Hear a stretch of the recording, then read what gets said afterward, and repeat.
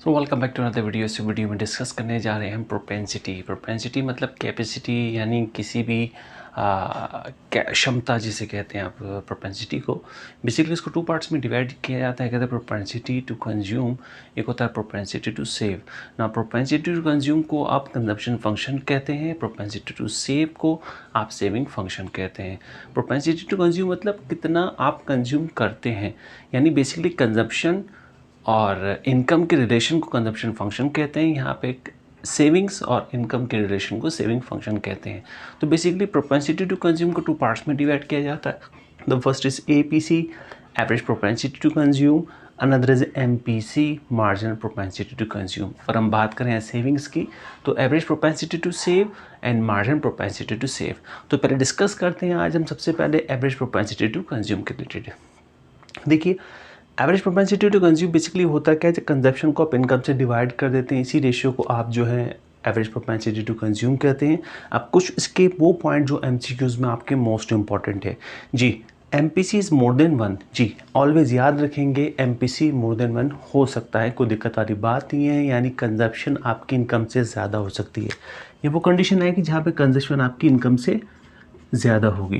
अब आते थे average propensity to consume equals to 1 हो सकता है। यस, ये वो कंडीशन होगी जहाँ पे कंजप्शन आपकी इनकम के इक्विवेलेंट आएगी। और अगर बात आती है consumption is less than income, definitely consumption less than income, यानी इसका मतलब income is greater than consumption जी हो सकती है। यानी वो कंडीशंस ये हैं जहाँ पर ये आपका एपीसी इस फॉर्म में आ सकता है। बट बात आती है APC fall with increase income जी, जैसे जैसे इनकम इंक्रीमेंट होगा एपीसी आपकी फॉल होगी, क्योंकि आपका ध्यान, आपके प्रायोरिटी अब सेविंग्स की तरफ होगी। सारा का सारा आप जो है कंज्यूम नहीं करते जब आपकी इनकम में इंक्रीमेंट होता है। तो APC can never be zero. Yes, APC कभी भी ज़ीरो नहीं हो सकती, कि कंजप्शन कभी ज़ीरो नहीं हो सकती।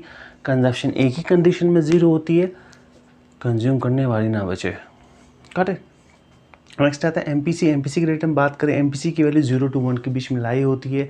और आप सारा का सारा सेव कर लेते हैं तो कंज्यूम आपका ज़ीरो हो जाएगा, और आप सारा सारा कंज्यूम कर लेंगे तो सेविंग आपकी ज़ीरो हो जाएगी।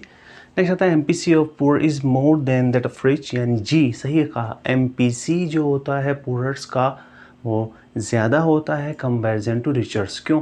रिचर्स के पास मनी होती है, कभी वो चीज़ को परचेज़ कर सकते हैं। बट एमपीसी की हम बात करें, पुअर्स की, पुअर्स साथ प्रॉब्लम क्या होती है, जैसे जैसे इनके पास इनकम आती है उसके हिसाब से वो इनकम के अकॉर्डिंग अपनी कंजप्शन को प्रायोरिटी देते हैं। एमपीसी फॉलो द इंक्रीज, वही चीज़ वाली बात आती है कि आपकी इनकम में अगर इंक्रीमेंट हुआ है तो सारा का सारा आप कंज्यूम नहीं करेंगे, आपको सेव भी करेंगे, जिसकी वजह से एमपीसी आपकी फॉलो हो जाती है। बात करते हैं यहाँ पे एपीएस की। तो एपीएस की अगर बात करेंगे, यस एपीएस टू 1 जी, एपीएस 1 के इक्विवेलेंट हो सकता है एपीएस जो है, लेकिन याद रखेंगे ऐसा नहीं हो सकता। क्यों?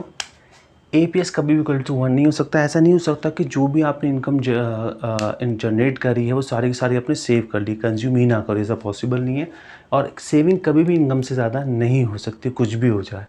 आफ्टर दैट बात है एपीएस इक्वल्स टू 0 जी, एपीएस आपकी ज़ीरो हो सकती है, सेविंग आपकी ज़ीरो हो सकती है, इसमें कोई इश्यू वाली बात नहीं आती है।